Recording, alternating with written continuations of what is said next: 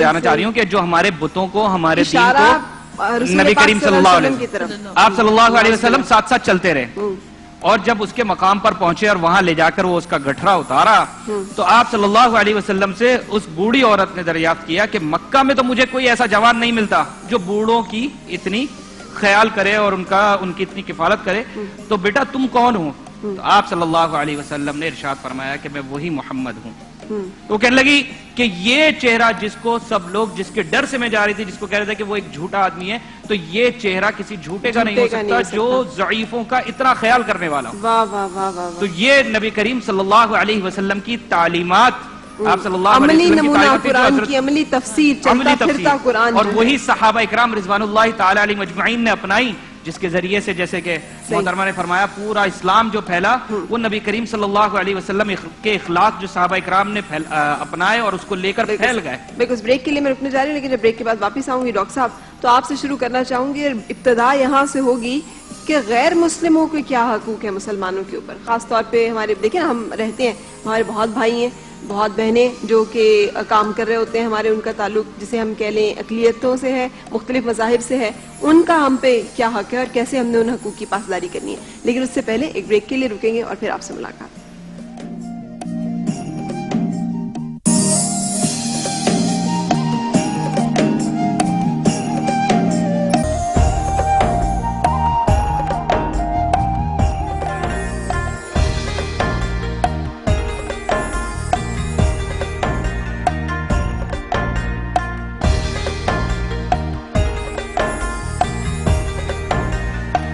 خوش آمدید رمضان عشق ہے سحری ٹرانسلیشن میں، اور ہمارے جوائن کیا ہے اس وقت فرحان علی وارث بھائی نے۔ کیسے ہیں فرحان بھائی؟ الحمدللہ، بہت شکریہ تشریف لانے کا۔ اب آپ آ ہی گئے ہیں تو ڈاکٹر صاحب اگر آپ کی اجازت ہو، جو سوال ہے وہ ہم اس کلام کے بعد آپ سے اس کا تفصیلی جواب لیں گے، اور ایک ہم آپ سے حمدیہ یا نعتیہ کلام جو بھی آپ فرحان بھائی پیش کرنا چاہیں۔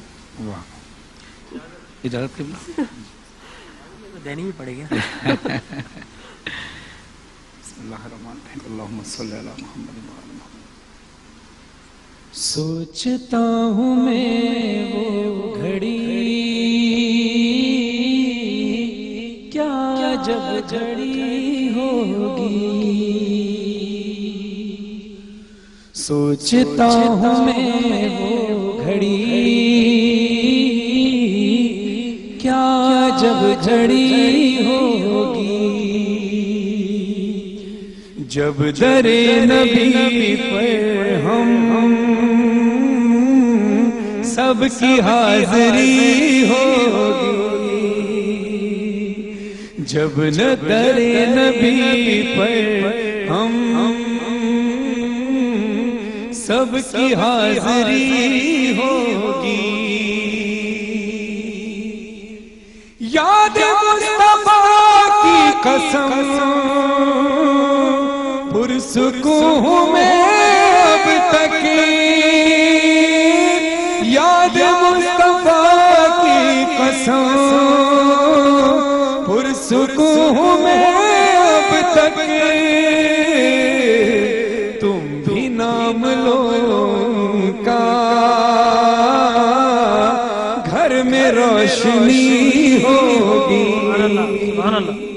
اور جو لوگ اس وقت ٹیلی ویژن دیکھ رہے ہیں، یہ شعر خاص طور پہ ان کے لیے ہے جو اپنے گھروں میں نعت رسول مقبول صلی اللہ علیہ وسلم اے پلس اور ٹی وی کے پلیٹ فارم سے سن رہے ہیں۔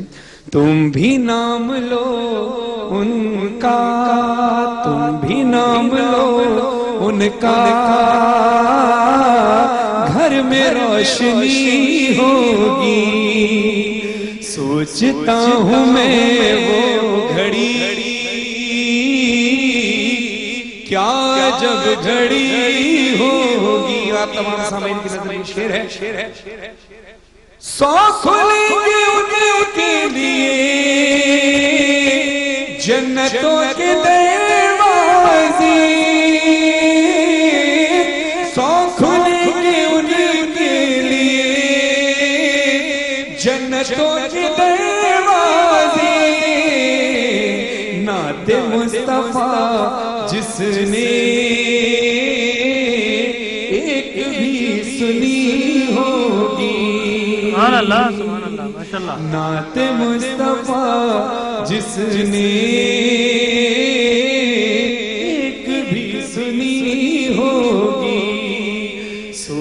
سوچتا ہوں میں وہ گھڑی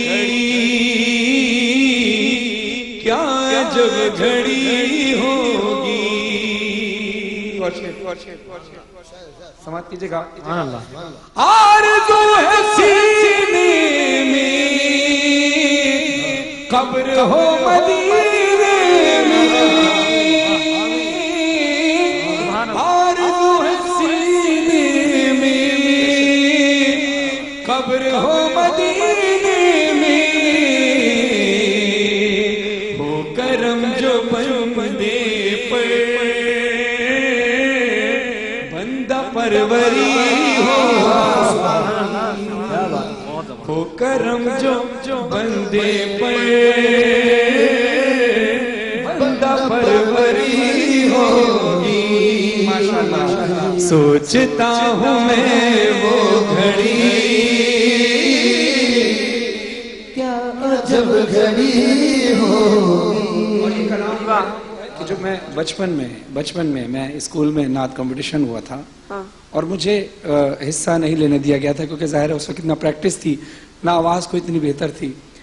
لیکن گھر آیا تو بہت رویا تو میری والدہ نے مجھے بہت زیادہ حوصلہ دیا اور پھر یہی نعت پڑھ کر میں نے اسی اسکول میں نیکسٹ کمپٹیشن میں ایوارڈ حاصل کیا تھا. میرے لیے سعادت کی بات ہے آج وہ نعت میں پڑھ رہا ہوں. سوچتا ہوں میں وہ گھڑی کیا جب گھڑی ہوگی.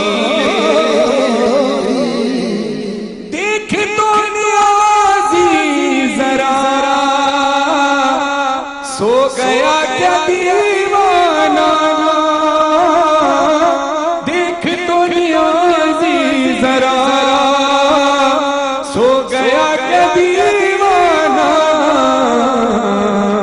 ان کی یاد میں شاید آنکھ لگ گئی. ان کی یاد میں شاید آنکھ لگ گئی ہوگی. اس کلام کے صدقے میں دعا کرتا ہوں فصیح الدین سہروردی صاحب کے لیے بھی نیازی صاحب کے لیے بھی مجھ سے پہلے ظاہر ہے یہ کلام وہ لوگ پڑھ چکے ہیں اویس قادری صاحب مولا سب کا پڑھنا اپنی بارگاہ میں قبول و منظور فرمائے. سب کا سننا بھی آپ تو پڑھنے والے بھی اور سب جو سننے والے ہیں اللہ تعالیٰ ان کا بھی. ڈاکٹر صاحب آتے ہیں اپنے سوال کی طرف جو میں نے کیا ہے کہ غیر مسلم کے حقوق مسلمانوں پہ. بسم اللہ الرحمن الرحیم. دیکھیں اللہ کے انبیاء بنیادی طور پر کس لیے مبعوث کیے جاتے ہیں؟ اللہ کا نبی مخلوق کو خالق سے ملانے کے لیے تشریف لاتا ہے صحیح اور مخلوق کو مخلوق سے ملانے کے لیے. صحیح. جب مخلوق کو خالق سے ملاتے ہیں تو وہ حقوق اللہ بن جاتے ہیں اور جب مخلوق کو مخلوق سے ملاتے ہیں تو وہ حقوق العباد بن جاتے ہیں. لہذا اللہ کے پیارے نبی نے سب سے پہلے مسلمان کو مسلمان سے ملایا، مواخات قائم کی، ان کے حقوق بتایا کہ تمہیں ان سے ملنا ہے تو سلام کرنا ہے، معانقہ کرنا ہے، مصافحہ کرنا ہے، ان کی خیر خواہی کرنی ہے، ان کی ہمدردی کرنی ہے، بیمار ہو جائیں تو ان کی عیادت کرنی ہے، ان کے خون کو، ان کی عزت کو، ان کی آبرو کو اپنی عزت اپنی آبرو سمجھنا ہے. اور اگر تمہارے پڑوس میں ہے تو جو تم کھاؤ وہ اسے کھلاؤ، غلام ہے تو جو تم پہنو وہ اسے پہناؤ. یہ سارے حقوق عطا فرمائے. لیکن تاجدار کائنات صلی اللہ علیہ وسلم فقط مسلمان کو رب سے نہیں ملاتے ہیں.